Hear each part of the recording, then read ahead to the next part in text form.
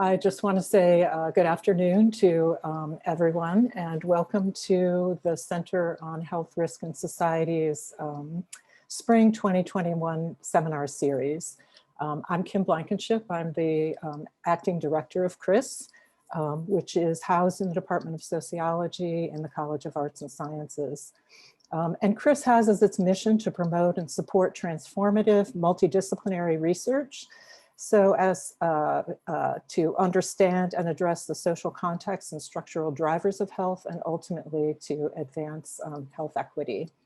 And it's in that spirit that our spring series this spring focuses on exploring the ways that health is rooted in structures, relations, and systems of inequality.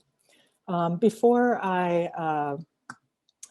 we introduce our speaker, I just want to make a few housekeeping kinds of announcements.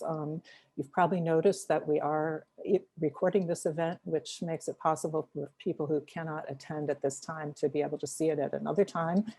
And also we are using the Zoom webinar feature, which means that your screens and your audio are turned off, but you will be able to interact with our speaker through the Q&A feature, which is located at the bottom of your screen. So we expect the talk will be 30 to 40 minutes, and then we should have about 10 or 15 minutes for questions and answers after that. Also, I believe that, yes, closed captioning is now available, and you can use that if you need to by clicking on the CC on your toolbar at the bottom of the screen. I'd also like to thank a number of people who have helped in organizing and publicizing the event. Thank you to the Department of Sociology and the CAS Dean's Office and the Provost's Office for their overall support for CRIS. And a special thank you to Chelsea Anderson for all of her work in the Dean's Office in publicizing and taking care of all the technical issues. And to Mike Murphy in the Sociology Department for his administrative support of the series. And now I'm going to turn over the talk to my colleague in the Sociology Department, Nicole Angati, who's going to introduce our speaker for today. Good afternoon, everyone. It's such a pleasure to be able to introduce our speaker today, Dr. Celeste Watkins-Hayes, who is a University Diversity and Social Transformation Professor, the John Fairfax Collegiate Professor of Public Policy, and a Professor of Sociology at the University of Michigan, Ann Arbor. And prior to joining the faculty at University of Michigan, she served as a professor of sociology and African American studies, as well as a faculty fellow at the Institute for Policy Research at Northwestern University. Dr. Watkins-Hayes is a nationally recognized scholar and an expert on HIV/AIDS, social policy and safety nets, and race, class, and gender.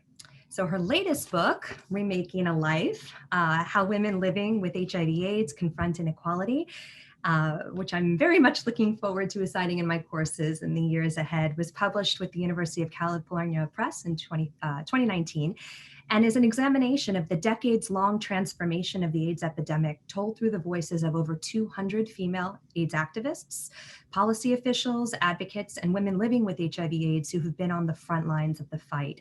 And this book has received considerable attention and accolades from media outlets across the country, including the Chicago Tribune, Ebony, Chicago Public Radio, the Detroit Public Radio, New York Public Radio, PBS NewsHour, among others.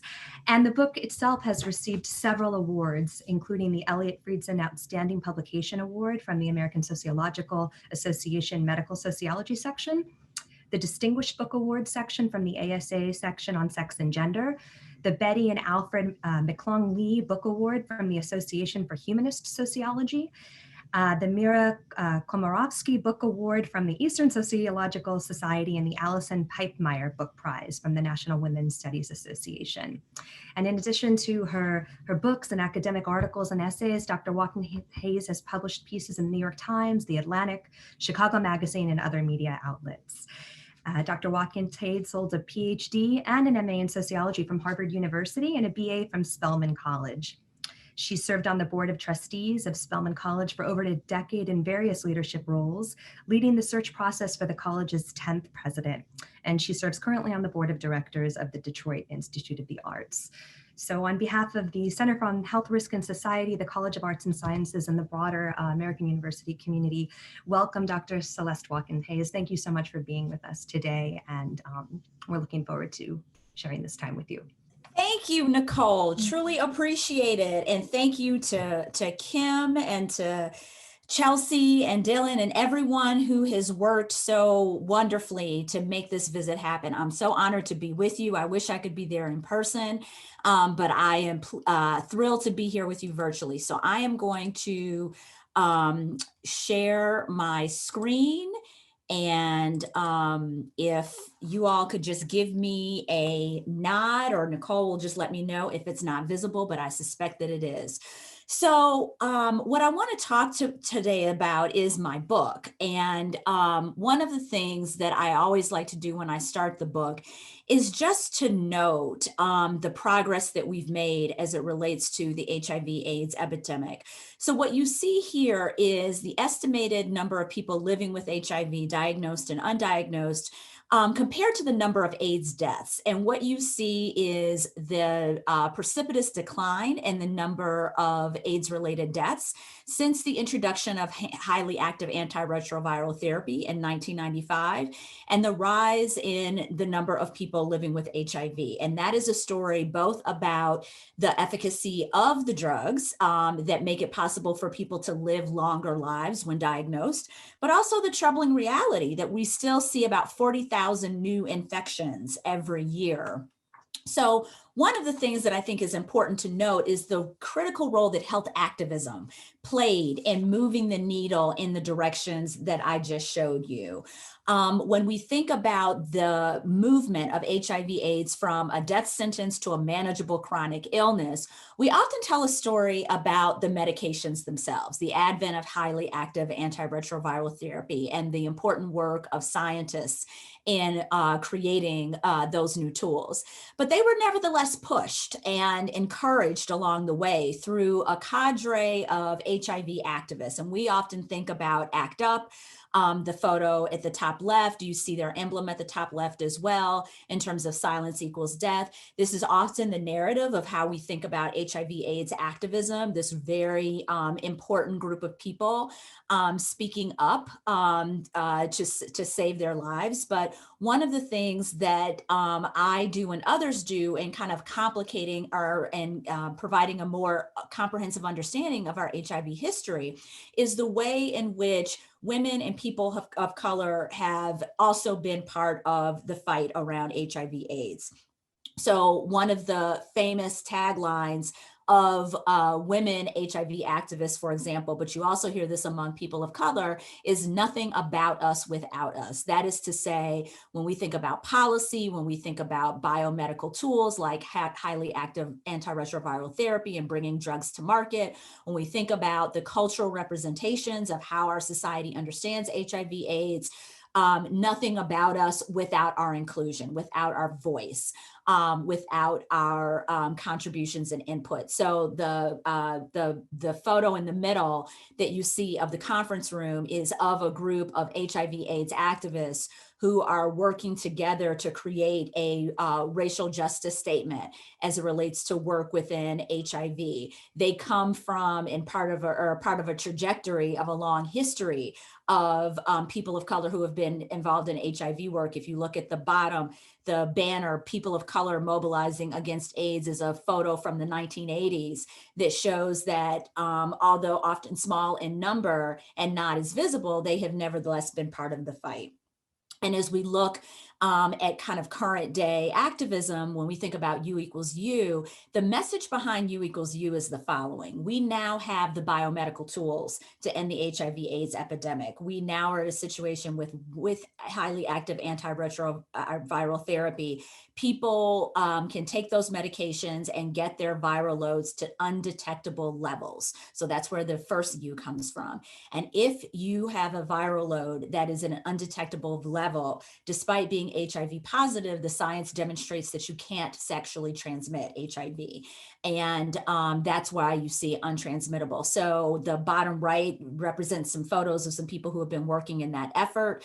And at the top right, you see the photo of Gina Brown, who's another very prominent HIV activist. And at the bottom left, you see Dawn Advert, who's been very involved in treatment, helping to get antiretroviral therapy to market, focusing on clinical trials and making sure that those clinical trials include women. So what you see in this slide is a portrait of the diversity of what HIV activism has looked like over the last 40 years, and how at this critical time we stand at a moment where we are starting to look back at the lessons that we've learned and continue to learn from the HIV movement and thinking about how they apply in other contexts, whether we're talking about the opioid crisis or whether we're talking about COVID-19. So I wanted you to just kind of see some of the faces who have helped to move the needle on this.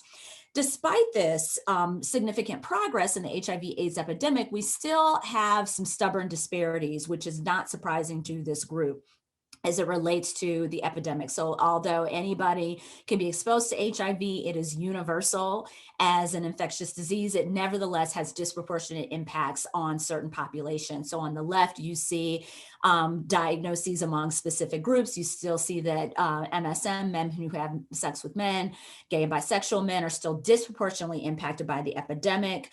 In terms of the most disproportionately affected group relative to their share of the population. If you look on the right, you see the geographic movement and distribution of HIV. So when we often think about HIV as a somewhat quote unquote big city coastal epidemic, increasingly we realize that the epidemic is concentrated in the South. That's for a variety of reasons that I'm going to talk about today, but one of the biggest reasons is the kind of reality that the HIV safety net that I'm going to talk about has not extended and is not as robust in that region. And we can also talk about, these are also states that many of whom did not expand the Affordable Care Act and take up the Medicaid expansion. And there are a whole host of other kind of cultural dynamics as well in play that make it so that we are now looking in the US context at a largely Southern epidemic. You also see the racial component of this, the disproportionate impact. African Americans comprising 12% of the US population, yet 44% of HIV/AIDS diagnoses. And you also see the disproportionate impact for Latinx communities as well, and the numbers that we're seeing among Native American and other groups. So one of the things that becomes really important for us to understand is that HIV is an injury of inequality. And by that, I mean that the dynamics that make it more likely that HIV is going to impact some more than others are due to the social determinants that I know many of you are very familiar with. And what those determinants do is that they produce and are produced by a socially compromised ability to protect ourselves from harm. So whether we're talking about HIV, whether we're talking about COVID, whether we're talking about a whole host of other illnesses that often are universal in terms of who can experience the illness, nevertheless, we find that some groups have a socially compromised ability to protect themselves from those kinds of, from a number of illnesses. What are the drivers of that? Well, we know about the inequity and the trauma that compromises our abilities to protect ourselves from harm, that compromises our ability from experiencing to protect ourselves from negative health outcomes. We know about the structural vulnerabilities within communities and social networks, limited access to healthcare and social services, limited economic resources. Certainly within the HIV epidemic, we saw a delayed and uneven public health and community response to HIV, first nationally at the federal level, but then particularly in vulnerable areas who were slow to get access to life-saving resources. And we also see debilitating intersectional stigma, in that people who are marginalized on the basis of gender, sexuality, race, class, find themselves in positions where they are disproportionately impacted and their networks are vulnerable to HIV transmission because of a lack of information, lack of access to healthcare, lack of resources. One of the things that I also talk about in the book is the role of the sexualized drug economy. So trying to think about the ways in which communities that have been targeted for the mass distribution of legal and illegal drugs in their communities also tend to be the communities that are grappling disproportionately with HIV, as sex becomes a currency for the exchange of drugs. And we also see the ways in which people are highly vulnerable to sexual and drug encounters that have higher risk of HIV transmission when they're operating within this context. And I talk about the fact that for the study that I'm going to talk to you about today, over 50% of our respondents had histories of addiction. And that experience was often a driving force in terms of their exposure to HIV. And certainly when we think about the current opioid crisis, we're seeing that dynamic repeat itself. So whether we're talking about the outbreak that happened a couple of years back in Scott County, Indiana, city named Austin, that experienced over 200 new HIV infections driven by the opioid crisis. This was a predominantly white working class community that didn't have access to needle syringe services because they had been banned by the governor, then Governor, later Vice President Mike Pence. Whether we're talking about the fact that there was very limited HIV testing available, whether we're talking about the fact that this was a community and economic crisis, we see the role that when a sexualized drug economy is present in a community, how it can create these kinds of spikes. And we're seeing this in rural areas increasingly. As we see the opioid crisis make its way through those communities. The other thing that I talk about in my book as it relates to a social determinant of health is early sexual trauma. And according to the CDC, 1 in 5 women will report experiencing rape at some point in her life. And in our study of 84 women living with HIV, and the study I'm going to tell you about today includes women of diverse racial and ethnic class backgrounds, nevertheless, 1 in 4 revealed that she had been raped or molested before the age of 25.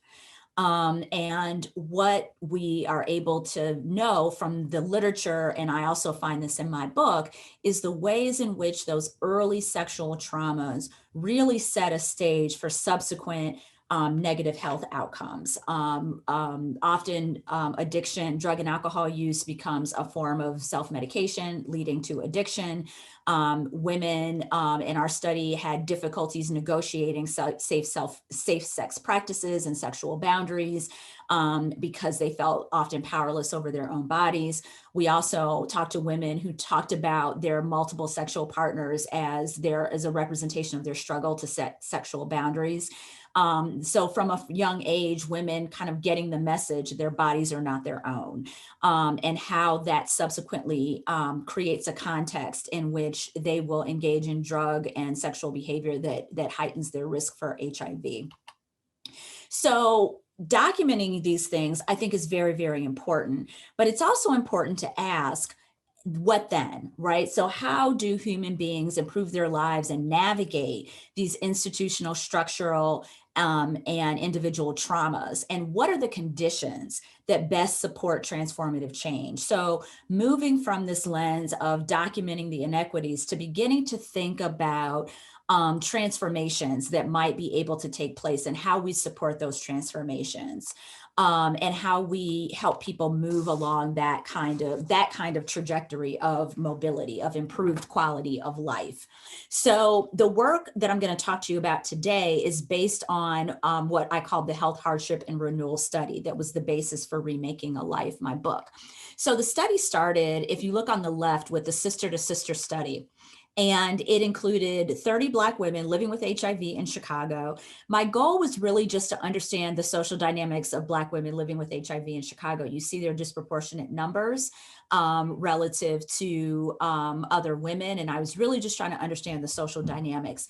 We conducted 2 interviews and 1 observation session with every participant in 2005, with follow-up interviews with a subset of women conducted in 2010 and 2015. So part of what we're able to do is provide a kind of longitudinal analysis of the experiences of women living with HIV.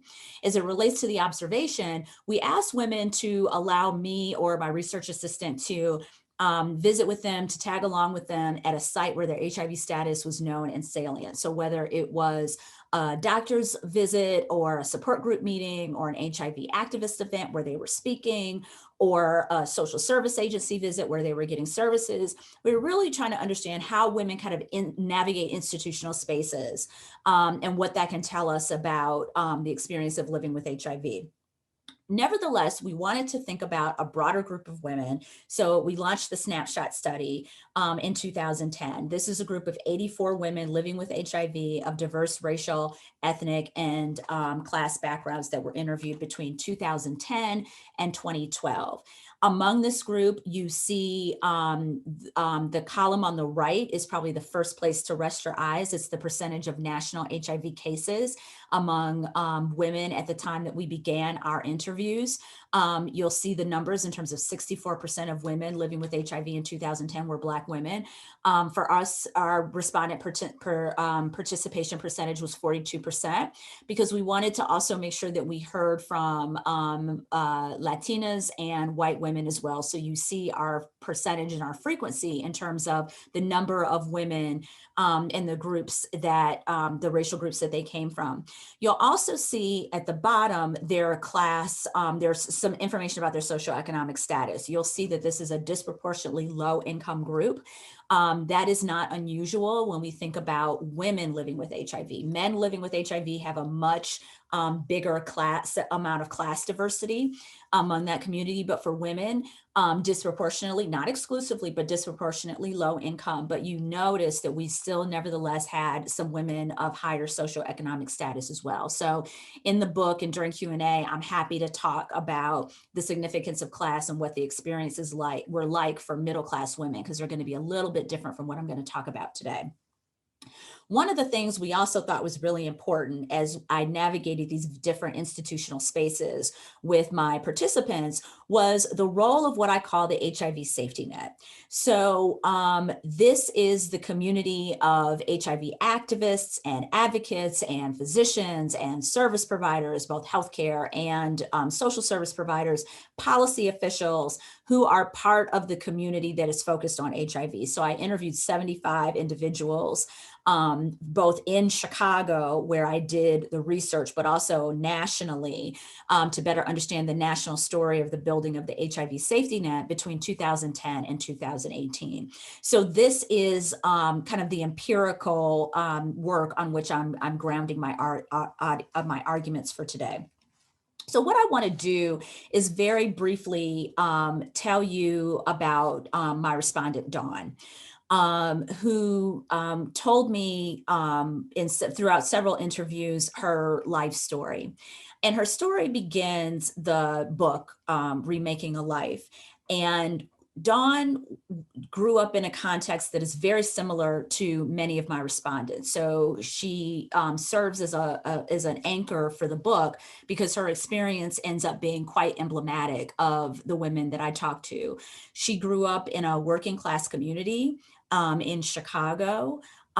She was a victim of childhood sexual trauma. She ran away from her parents' home at a fairly young age when she was 16 because one of the perpetrators was her stepfather. She moved in with her stepsister, who was using alcohol and drugs quite frequently, and Dawn followed suit. Dawn began an experience of addiction, self-medicating with drugs and alcohol. She ended up on the streets, homeless and engaging in sex work in the sexualized drug economy. There were many times where she didn't know where she was going to rest her head at night. She was diagnosed in 1985, but it would be several years before she fully understood what it meant to have HIV. She went from a place to place. She was diagnosed a second time in prison. It was told that she was living with HIV, but was given very little information about her HIV status. So it was difficult for her to fully grasp what it meant to have HIV. She definitely experienced a number of illnesses and opportunistic infections. But it wasn't until more than a decade after her diagnosis that she came to a place called St. Mary's. And St. Mary's was not the first time that her time at St. Mary's wasn't the first time she had been there. She had visited them and stayed with them for about a week before she returned to the streets during her stint of homelessness. But this time when I talked to Dawn, she talked about living at St. Mary's for 2 whole years. She talked about St. Mary's as a place for women grappling with both substance use issues and HIV. One of the things that was critical at St. Mary's was that it provided housing. It provided access to support group meetings. It connected her to a physician who she was able to talk to about getting on highly active antiretroviral therapy. The St. Mary's connected her to a therapist and a case manager, and she began to grapple with the demons of the childhood sexual trauma. She met her life partner there. And when she moved out of St. Mary's, much more stable, physically, economically, emotionally, she started to become very vocal in the HIV community. She began to speak publicly about her HIV status. She began to educate the public. She began to participate in events where she would go and talk about her experience and try to influence lawmakers. She participated in AIDS Watch, where AIDS activists descend on Washington, D.C. and meet with politicians. She sat in meetings with Nancy Pelosi and talked about the needs for people living with HIV.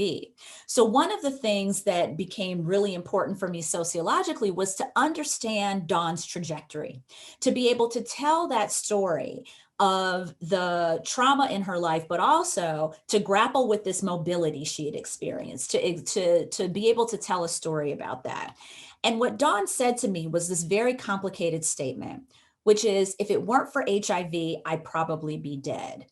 And this isn't to argue that Dawn was suffering from some kind of dysfunction. What Dawn was gesturing towards, what she was pointing to, was that the resources that she needed for a very, very long time, the economic resources, the mental health resources, the social support resources, the healthcare resources that she needed access to, were provided to her when she was able to tap into the HIV community and tap into the HIV safety net. So what Dawn is in fact telling us is, if it weren't for the HIV safety net, I'd probably be dead. So for me, it becomes really critical to understand this process that Dawn is describing, this movement of dying from, to living with, to thriving despite HIV. Because we know that many people are when they receive an HIV diagnosis, believe that they've been given a death sentence. And it takes time for them to understand that, in fact, HIV is a chronic manageable illness. So part of dying from, to living with, to thriving despite is understanding that with the ART available, the highly active antiretroviral therapy, as long as one is able to get access to those resources, one can move from dying from to living with to thriving despite. But as I told Dawn's story, you certainly realize that she was dying from a number of things. She was dying from the afterlife of that childhood sexual trauma. She was dying from homelessness. She was dying from substance use. She was dying from lack of access to resources. She was dying from her experiences with incarceration. So the question becomes, how then does she move to that place of stability? And how does St. Mary's offer, and her experience at St. Mary's, offer an illustration of the role of institutions in providing the critical resources that help people move from dying from, to living with, to thriving despite? Because what I want to submit to you today is Dawn's story, Dawn's movement, that rapid evolution of her life that takes place over the course of about 15 years. It's not a linear process. There are lots of fits and starts and backs and forths and successes and failures, but nevertheless, that steady trajectory that moves her from the life on the streets to the offices of Washington elites is a life transformation. But it's a deeply social event, I argue. It's not necessarily, we often think about these things as very individualistic experiences, so perhaps spiritual transformations in nature, but I would argue that they're actually deeply social events. They're negotiated processes influenced by the people and the places, and perhaps more importantly, the public policies that we encounter. And we certainly see this in the case of Dawn. We think about the people that she met along the way, the places that she was able to access once she tapped into St. Mary's, and the public policies that she encountered, because funding all of that was the Ryan White Care Act. A policy that was signed into law in 1990 that basically provides not just healthcare services, but a range of social services to the HIV community. And I'll talk more about that in just a minute. But first, let's understand the sociological argument that I'm trying to make. Ultimately, I'm interested in looking at injuries of inequality, the things that we talked about, and injuries meaning the actual health outcomes that we are experiencing, whether it's an HIV is the example that I use as an injury of inequality, but also the more structural injuries as well, the residential segregation, the lack of access to resources.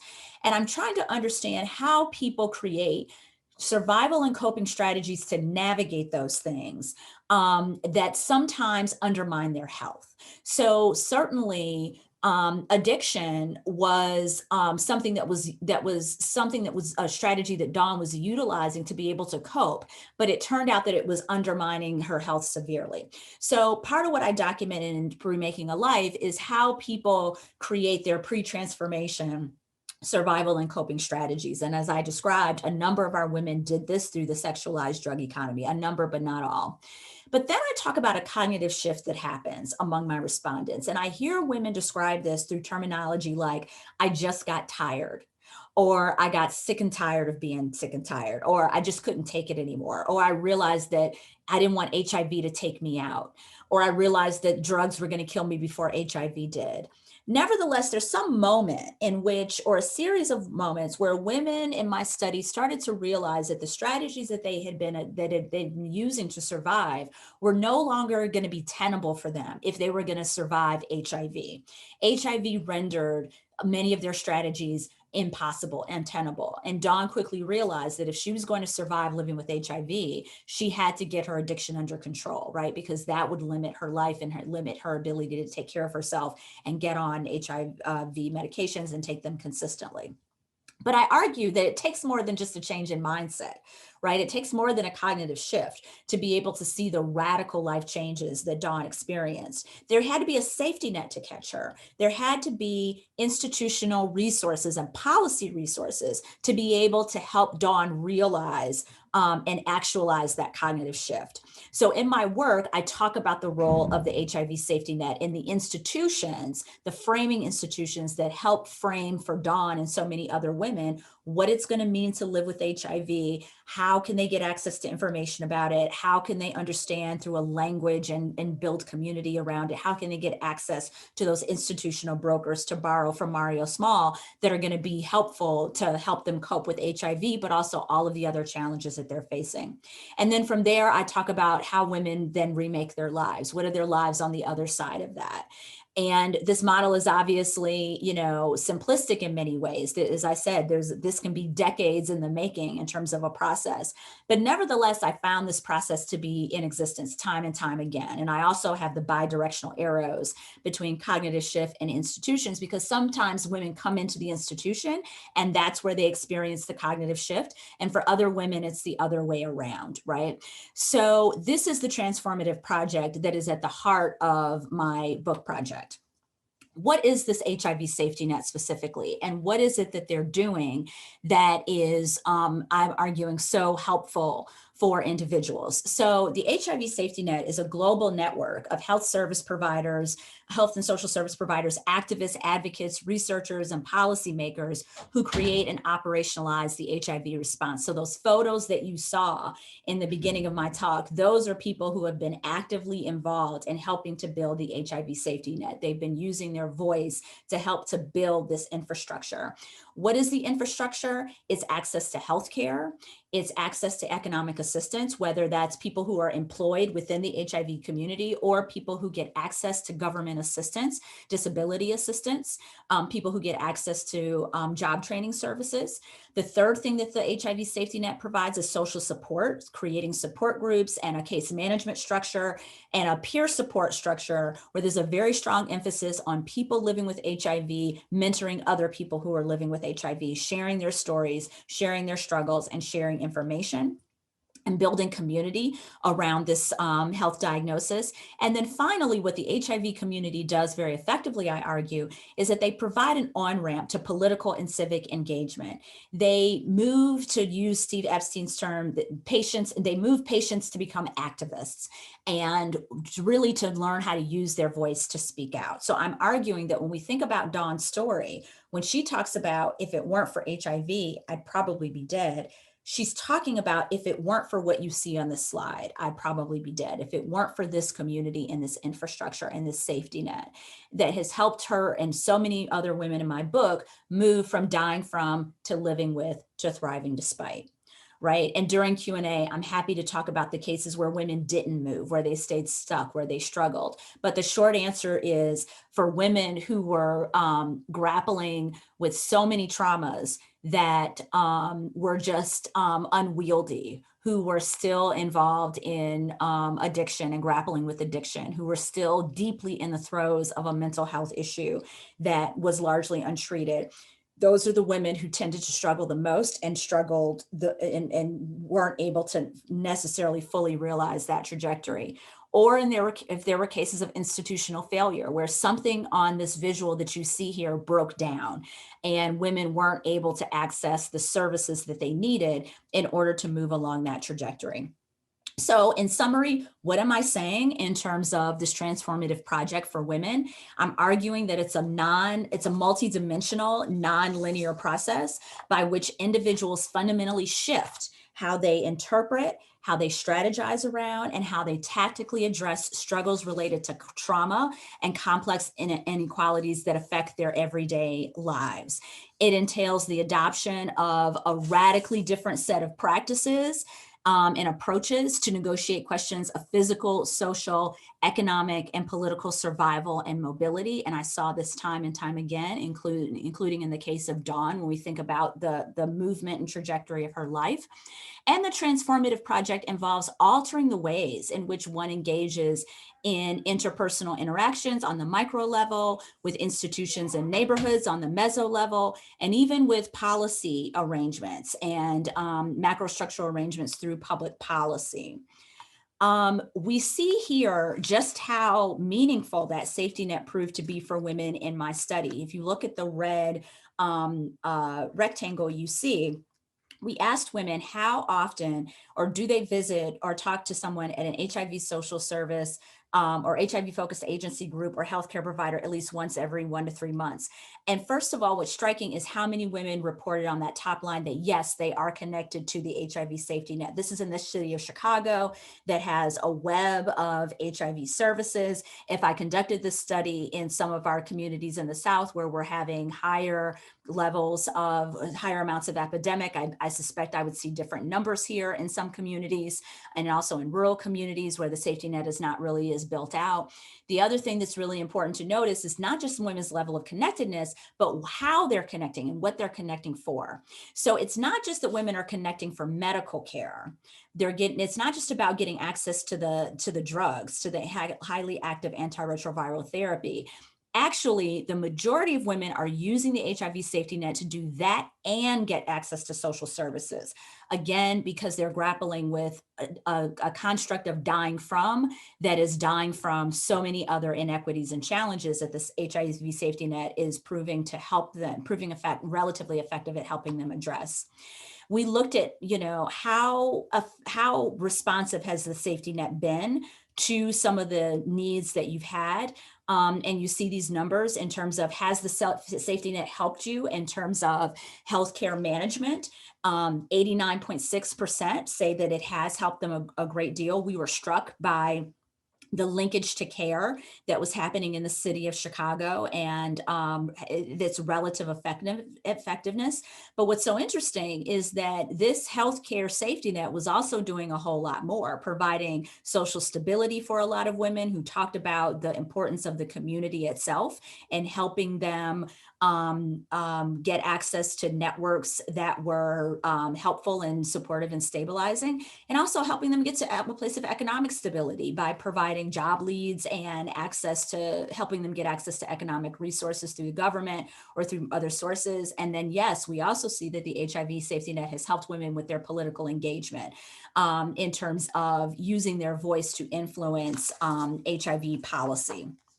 So in terms of the national level, this safety net funded by the Ryan White Care Act has had real results as it relates to helping people with HIV. So we see in 2017, 85.9% of clients of these programs, services funded by the Ryan White Care Act, were virally suppressed, had gotten their viral loads down to undetectable levels, exceeding the national average of 59.8%. And one of the things that was really interesting for me to learn as I participated in my book tour was to talk to people who talked about what the safety net meant for them as well. So beyond my respondent pool. So I had the opportunity to write an op-ed when Queer Eye star Jonathan Van Ness came out about his HIV status.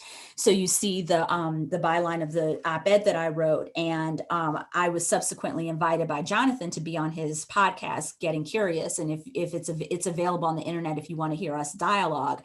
And when I told Jonathan Dawn's story, when I said, Dawn said to me, if it weren't for HIV, I'd probably be dead, Jonathan said, I felt the same way.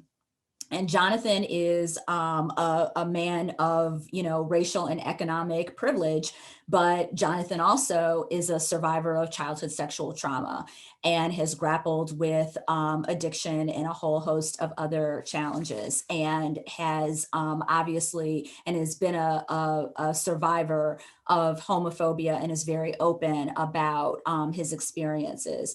And one of the things that we talked about was the power of this safety net and how transformative it was for him to be able to get access to services and come into services. So what I want to leave you with, though, is that the work is not done.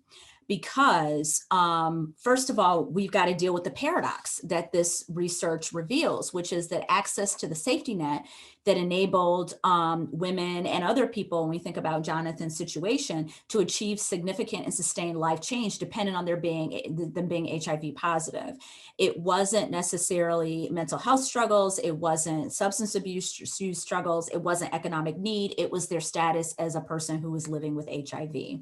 And we've got to grapple with the fact that our HIV safety net was built through the visibility of white gay men and their organization and their mobilization and the operations that they were willing to put in place for their lives, and the ways in which other people would come and participate in that as I built out the story about the diversity of the HIV safety net. So part of the struggle that we have to deal with is, why is it that one of our most effective healthcare safety nets relied partly on the privilege, the male privilege, the class privilege, the racial privilege of some of our earliest HIV/AIDS activists. And of course, our need to continue to talk about structural interventions, because we still have a ways to go. When we look at the other side of HIV prevention and stemming the epidemic, this is a chart that shows access to PrEP. So this is a prevention tool. This is a tool for people who are HIV negative, who are trying to stay negative. And the idea is that what we are seeing is a drug that prevents HIV acquisition for people who are HIV negative is disproportionately being used by men and disproportionately being used by white men. So this is one of the next frontiers in our HIV work. And then finally, we've got to grapple with the fact that when we talk about those 40,000 new infections that are happening every year, the continual disproportionate impact that we're seeing on the basis of race, and particularly Black men, and specifically Black MSM being a group that is disproportionately impacted and continues to be disproportionately impacted. So the safety net has not reached them in the way that it needs to. And you see those numbers as well for Latinx men, and you see the work that continues to need to be done to reach more Black women. So with that, I'll conclude. Thank you so much. I will take your questions, and I look forward to being in dialogue with you.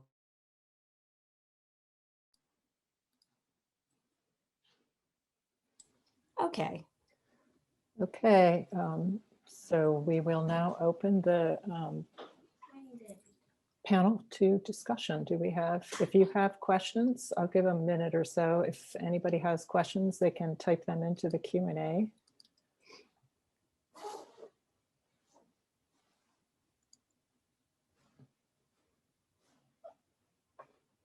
So it was such a thorough, thought-provoking talk. People are still mulling it over.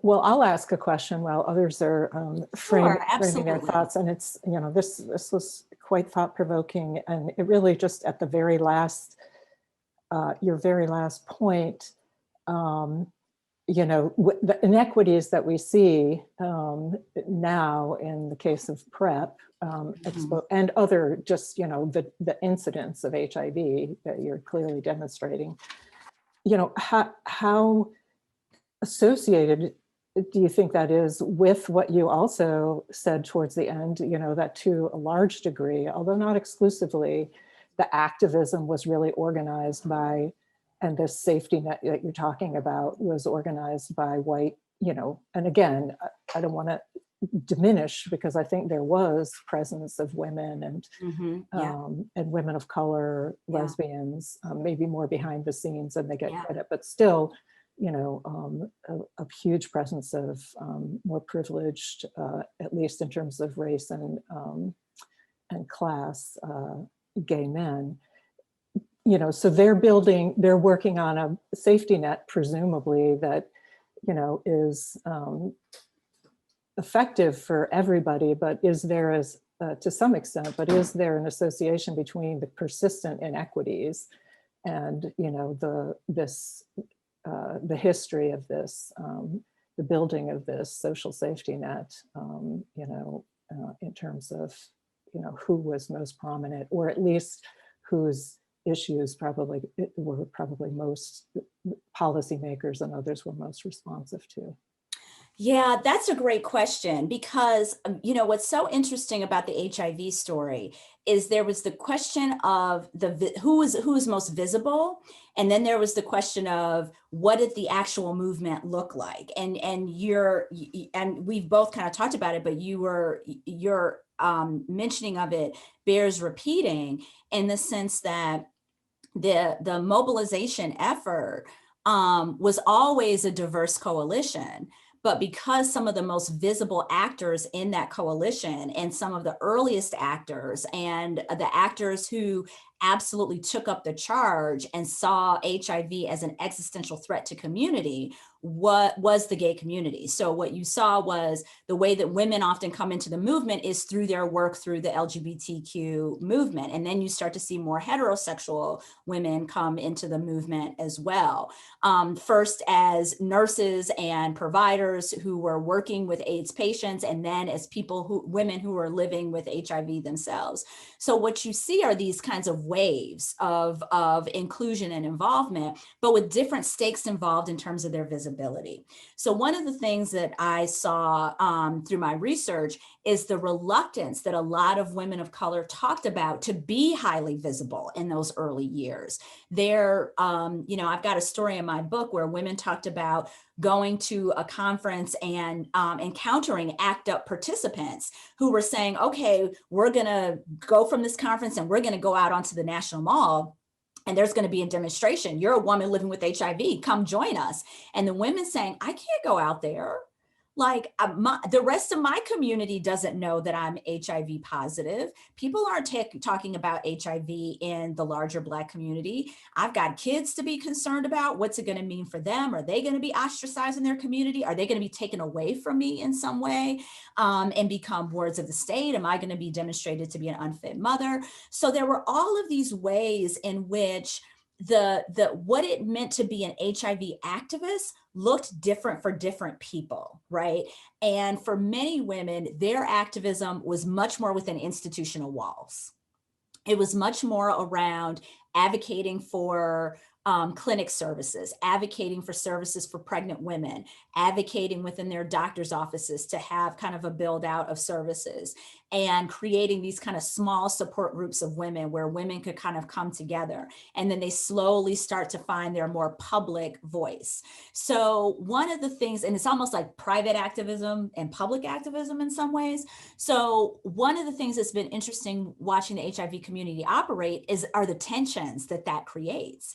Because if you're not out in front, you don't get to set the agenda always, right? If you're not the one who's on the evening news or being invited to speak or being on, or being interviewed by policymakers and by journalists, your needs aren't necessarily going to be the ones that are articulated.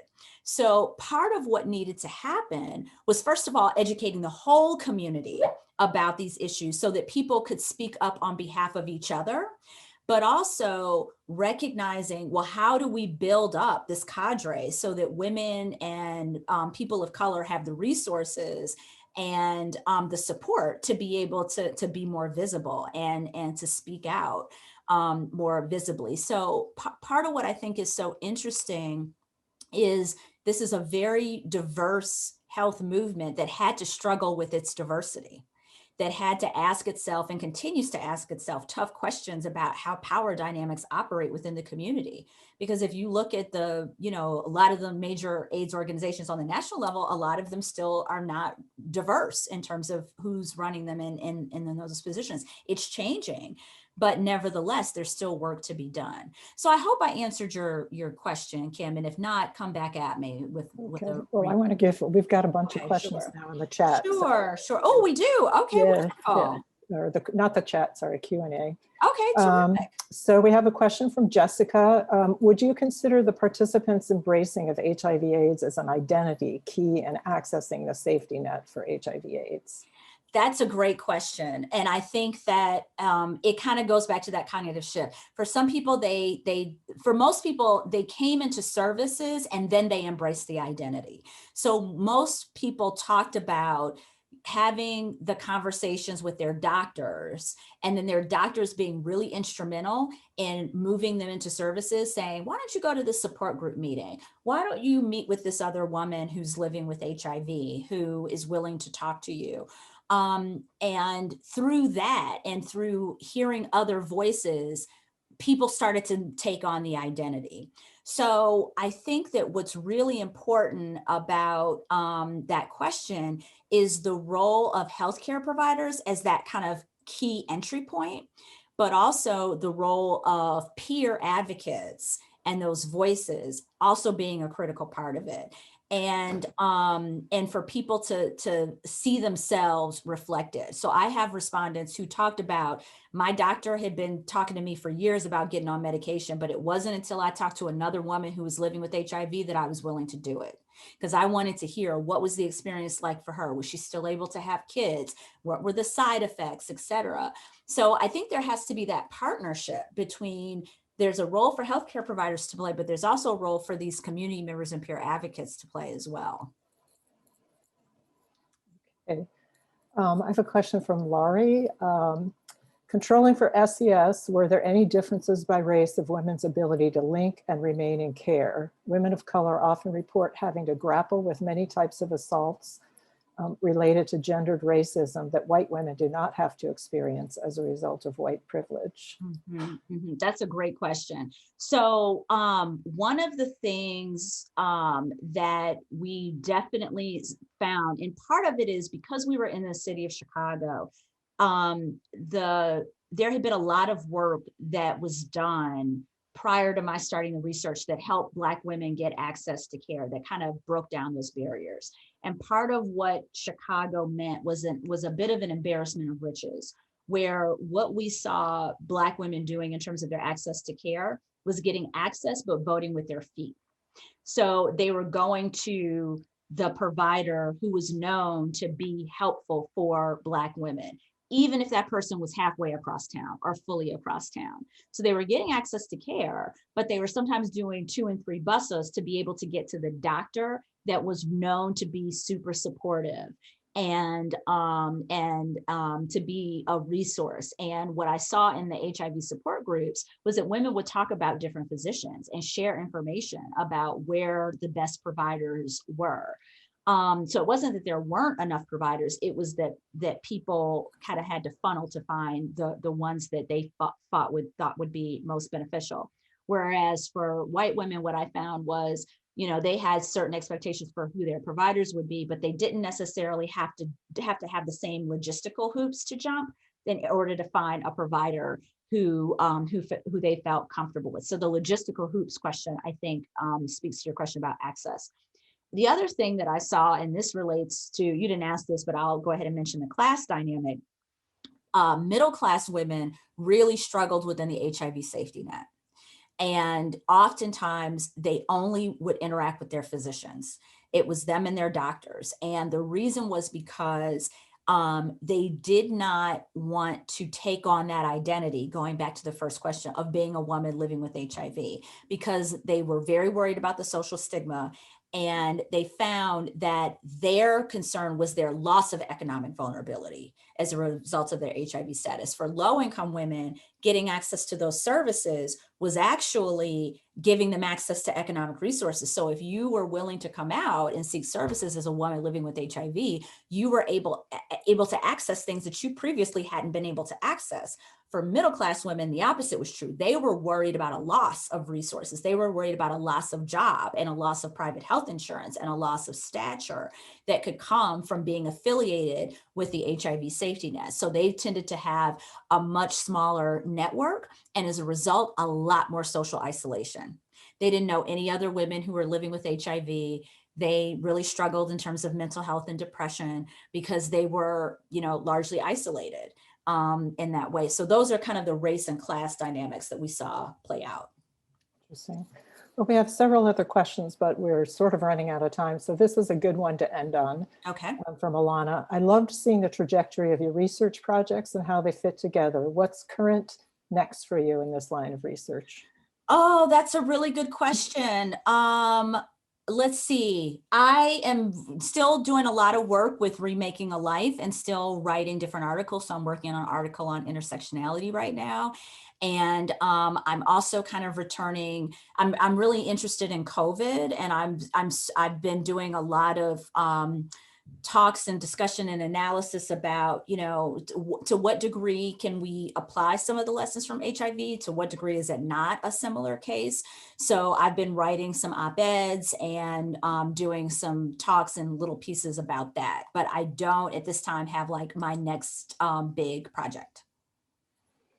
Okay, well, it's past 5 o'clock, and so we have to say thank you very much, Celeste. It was really a great pleasure to hear about your book and your work. And it's going to be kind of abrupt. We're just going to close this down, and we'll relink for the other thing after this. Okay, sounds great. Thank you. Bye-bye. Thank you, everyone.